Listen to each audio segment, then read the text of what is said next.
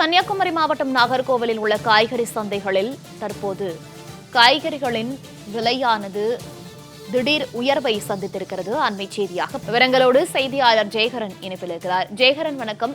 நாகர்கோவில்ல காய்கறிகள் மார்க்கெட்டில் காய்கறிகளுடைய விலையானது உயர்ந்திருக்கிறதாக தகவல் வெளியாகி இருக்கிறது. தொடர்ந்து விளைச்சல் மற்றும் வரத்து தொடர்பான முழு விவரங்கள். நிச்சயமாக, அதாவது ஆண்டுதோறும் பார்த்தீர்கள் கார்த்திகை மாதம் எடுத்துக்கொண்டால் மீன் மாமிச உணவுகளுடைய தேவைகளை விட காய்கறிகளுடைய தேவை அதிகமாக இருக்கும்.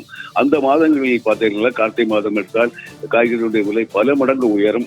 ஆனால் தற்போது பார்த்தீங்கன்னா ஆனி மாதம், இந்த மாதங்களில் சுபமுகூர்த்த நிகழ்ச்சிகளோ எந்த விதமான நிகழ்ச்சிகளும் இல்லாத ஒரு காலகட்டத்தில் திடீரென காய்கறிகளின் விலை நாகர்கோவில் உள்ள காய்கறி சந்தைகளில் விலை உயர்ந்துள்ளது. எந்த விதமான மழை சேதங்களும் வெயில் பாதிப்புகளும் கூட இல்லாத ஒரு காலகட்டத்தில் இப்படி ஒரு விலை உயர்வு ஏற்பட்டிருக்கிறது. நாகர்கோவில் சந்தையை பொறுத்த வரைக்கும் 65 ரூபாய்க்கு வித்த கத்திரிக்காய் இன்றைக்கு வந்து 80 ரூபாய். அதே மாதிரி 35 ரூபாய்க்கு வித்த வாழைக்காய் இது வந்து இங்கு 50 ரூபாய். அதே மாதிரி வெண்டைக்காய் 50 65 ரூபாயாகும். கேரட் 80 110 ரூபாயாகும்.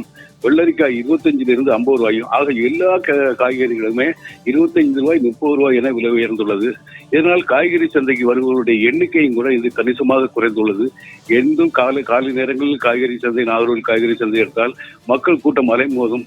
இன்று காய்கறிகள் வாங்குவதற்கே மக்கள் வராத ஒரு நிலையை தான், வெறிச்சோடியான ஒரு காலகட்டத்தை தான் பார்க்க முடிந்தது. இது குறித்து வியாபாரிகளிடம் கேட்டபோது நீலகிரி பகுதியில் உற்பத்தி செய்யப்பட்டிருந்த மலை காய்கறிகள் தான் கன்னியாகுமரி மாவட்டத்திற்கு அண்மை காலமாக கொண்டு வரப்படுகிறது. அங்கு விளைச்சல் எதுவும் பாதிப்பு ஏற்பட்டிருக்கிறா என்பதை தெரியவில்லை. நான் அங்கிருந்து வருகின்ற காய்கறிகளுடைய வரத்து குறைவு காரணமாக இந்த விளைச்சல் இந்த விலை உயர்வு ஏற்பட்டுள்ளதாக கூறப்படுகிறது. தகவல்களுக்கு நன்றி ஜெயகரன்.